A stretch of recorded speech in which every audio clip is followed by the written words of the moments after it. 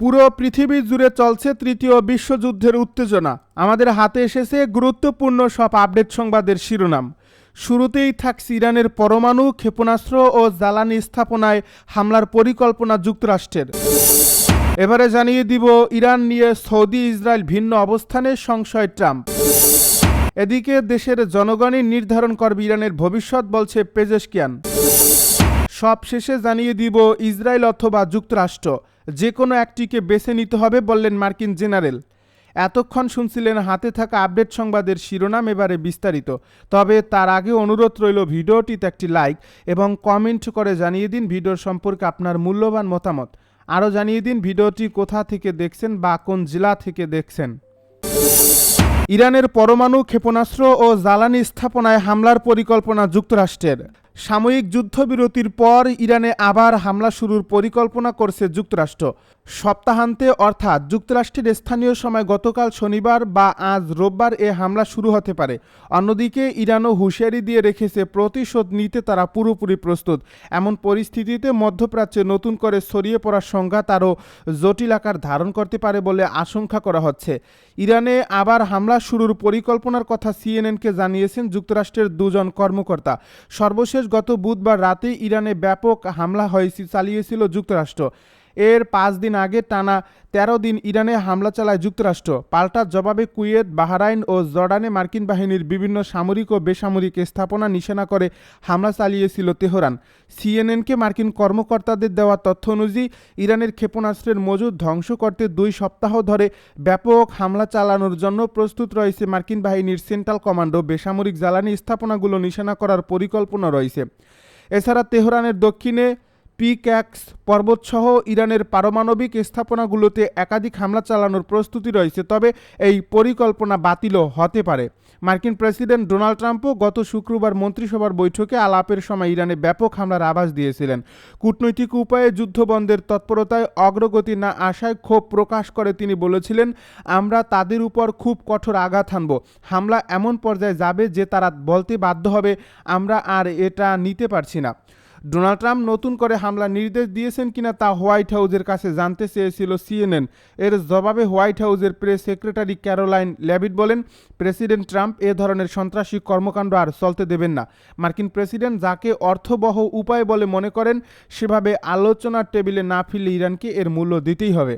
28 ফেব্রুয়ারি Iran যুদ্ধ শুরুর পর 8 এপ্রিল প্রথম যুদ্ধবিরতি হয়। এরপর স্থায়ীভাবে যুদ্ধ বন্ধে 17 জুন 2 দেশ সমঝোতা স্মারকে সই করে।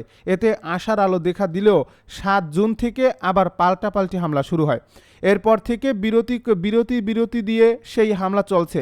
5 মাস ধরে চলা এই যুদ্ধে ইরানে ব্যাপক ক্ষয়ক্ষতির পাশাপাশি যুক্তরাষ্ট্রেরও কম ধাক্কা সামলাতে হয়নি। প্রথমত, অর্থনৈতিক অস্থিরতা সহ নানা কারণে এই যুদ্ধ চালিয়ে যাওয়ার পক্ষে নন বেশিরভাগ মার্কিন নাগরিক। সম্প্রতি সিএনএনের করা এক জরিপেও দেখা গেছে ট্রাম্প যেভাবে এই যুদ্ধ সামলাচ্ছেন তাতে সায় দিচ্ছেন যুক্তরাষ্ট্রের মাত্র 27% মানুষ। বিরোধী দলে ডেমোক্রেটিক পার্টি এমনকি নিজ দল রিপাবলিকান পার্টি থেকেও যুদ্ধ শেষ করতে ট্রাম্পের উপর চাপ আসছে। গতকালই ডেমোক্র্যাট দলীয় মার্কিন কংগ্রেস সদস্য জন লারসন বলেছেন, যুদ্ধে যখন মার্কিন সেনা নিহত হওয়ার পরিমাণ বাড়ছে আর তেলের দাম আকাশ ছুঁয়ে যাচ্ছে তখন কংগ্রেস হাত গুটিয়ে বসে থাকবে না। ইরান যুদ্ধে তহবিলের যোগান বন্ধ করতে তিনি আরেকটি বিল উত্থাপন করবেন। আগামী নভেম্বরে মধ্যবর্তী নির্বাচনের আগে এমন পরিস্থিতি রিপাবলিকানদের জন্য মাথা ব্যথার কারণ হয়ে উঠছে। আরেকটি বিষয় হলো যুদ্ধ চালাতে গিয়ে যুক্তরাষ্ট্রের অস্ত্রভাণ্ডার ফুরিয়ে আসাটা। এ নিয়ে কয়েকদিন ধরেই গণমাধ্যমে খবর প্রকাশিত হচ্ছে। এবার গণপ্রতিষ্ঠান centre for strategic and international স্ট্র্যাটেজির বরাতে ফক্স নিউজ বলছে, অস্ত্র সংকট এমন পর্যায়ে পৌঁছেছে যে যুক্তরাষ্ট্র বর্তমান হারে ইরানে হামলা চালিয়ে যেতে পারবে কিনা তা নিয়ে শঙ্কা দেখা দিয়েছে। ফক্সের তথ্য অনুযায়ী যুদ্ধের আগে যুক্তরাষ্ট্রের কাছে প্রায় 2300 প্যাট্রিয়ট ইন্টারসেপ্ট ক্ষেপণাস্ত্র ছিল, যা কমে এখন 827টিতে দাঁড়িয়েছে। আর আকাশ প্রতিরক্ষা ব্যবস্থা থার্ডের ক্ষেপণাস্ত্র 452টি থেকে কমে এখন 278টি হয়েছে। এই ঘাটতি পূরণে অন্তত 3 বছর লাগতে পারে। এতে বড় ঝুঁকিতে পড়তে পারেন মধ্যপ্রাচ্যে বিভিন্ন ঘাঁটিতে থাকা মার্কিন সেনারা। ইরান নিয়ে সৌদি ইসরায়েল ভিন্ন অবস্থানে সংশয়ে ডোনাল্ড ট্রাম্প। হোয়াইট হাউসে গত বুধবার সকালে মার্কিন প্রেসিডেন্ট ডোনাল্ড ট্রাম্প ও ভাইস প্রেসিডেন্ট জেডি ভ্যান্সের সঙ্গে সাক্ষাৎ করেন সৌদি প্রতিরক্ষা মন্ত্রী খালিদ বিন সালমান। সৌদি যুবরাজ মোহাম্মদ বিন সালমানের বার্তা পৌঁছে দিয়ে সৌদি প্রতিরক্ষা মন্ত্রী জানান, ইরান যুদ্ধের তীব্রতা হ্রাস চায় সৌদি আরব এবং সংঘাত দীর্ঘায়িত হওয়া তাদের জন্য ঝুঁকিপূর্ণ।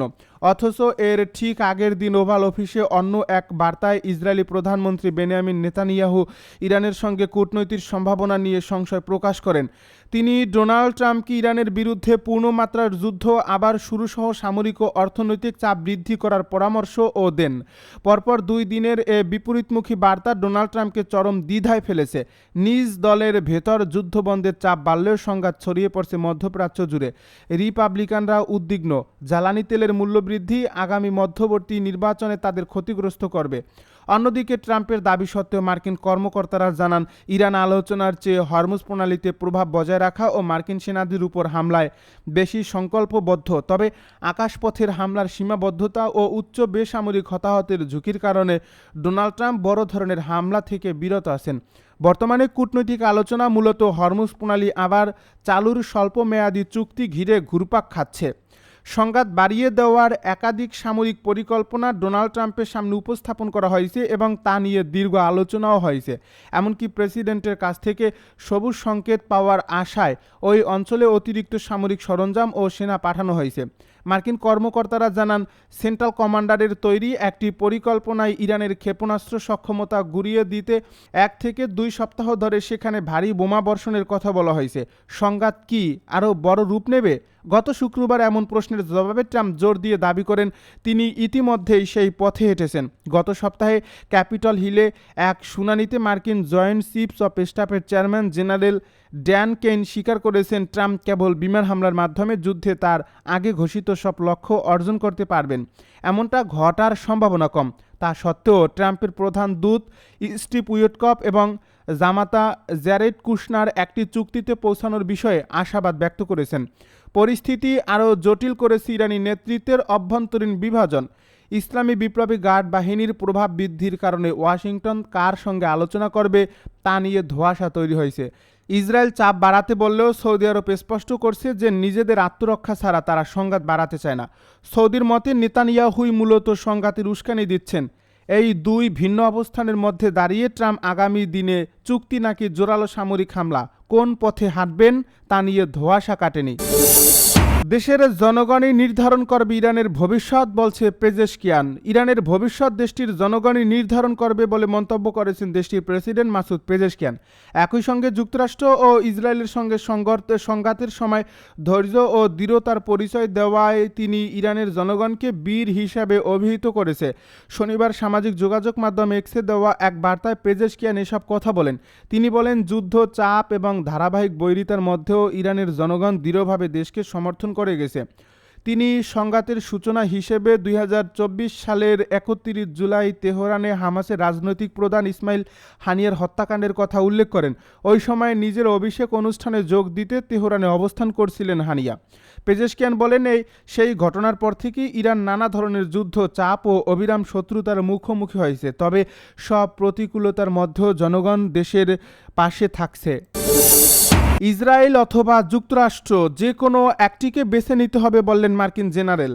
মার্কিন সামরিক বাহিনীর ইউরোপীয় কমান্ডারের প্রধান পেন্টাগনকে দেওয়া এক লিখিত সতর্কবার্তায় জানিয়েছেন।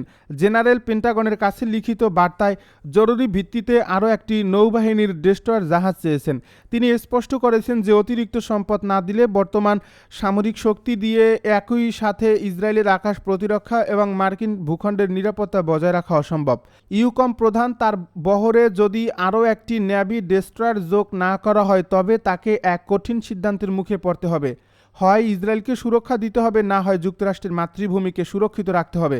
ওয়াশিংটন পোস্টের এক প্রতিবেদনে একাধিক অজ্ঞাত পরিচয় কর্মকর্তার বরাতে এই চাঞ্চল্যকর তথ্য জানানো হয়েছে। ইউরোপীয় কমান্ডো মূলত ভূমধ্যসাগরীয় অঞ্চলে মার্কিন সামরিক কার্যক্রম পরিচালনা ও সমন্বয় করে থাকে। ওই অঞ্চলে মোতায়েন থাকা মার্কিন নৌযানের মূল কাজ হল ইরান এবং ইয়েমেনের ইরান সমর্থিত হুতি বিদ্রোহীদের নিক্ষিপ্ত ক্ষেপণাস্ত্র ও ড্রোন ইসরায়েলে আঘাত হানার আগেই তা গুলি করে ভূপাতিত করা। এ প্রতিবেদন অনুসারে স্পেনের রোটায় ঘাঁটি ঘিরে থাকা ইউরোপীয় কমান্ডারের 5টি ডেস্ট্রয়ারের মধ্যে 2টি গত শুক্রবার পর্যন্ত ভূমধ্যসাগরে মোতায়েন ছিল। অন্যদিকে এই ইউরোপীয় কমান্ডারের উপরই ন্যাটোভুক্ত ভূখণ্ডে রাশিয়ার সম্ভাব্য অনুপ্রবেশ ঠেকানো এবং রুশ দূরপাল্লার ক্ষেপণাস্ত্রের হুমকি থেকে মার্কিন যুক্তরাষ্ট্রকে রক্ষা করার গুরু দায়িত্ব অর্পিত। উল্লেখ্য, রাশিয়ার এসব দূরপাল্লার ক্ষেপণাস্ত্রের সরাসরি মার্কিন ভূখণ্ডে আঘাত হানার সক্ষমতা রয়েছে। ওয়াশিংটন পোস্ট জানায়, এই বিষয়ের উপর পেন্টাগন কোনো মন্তব্য করতে রাজি হয়নি। ইউরোপীয় কমান্ডো মন্তব্য করার অনুরোধ সাড়া দেয়নি এবং ওয়াশিংটনে অবস্থিত ইসরায়েলি দূতাবাসের কোনো মুখপাত্রের সাথেও এ বিষয়ে যোগাযোগ করা সম্ভব হয়নি।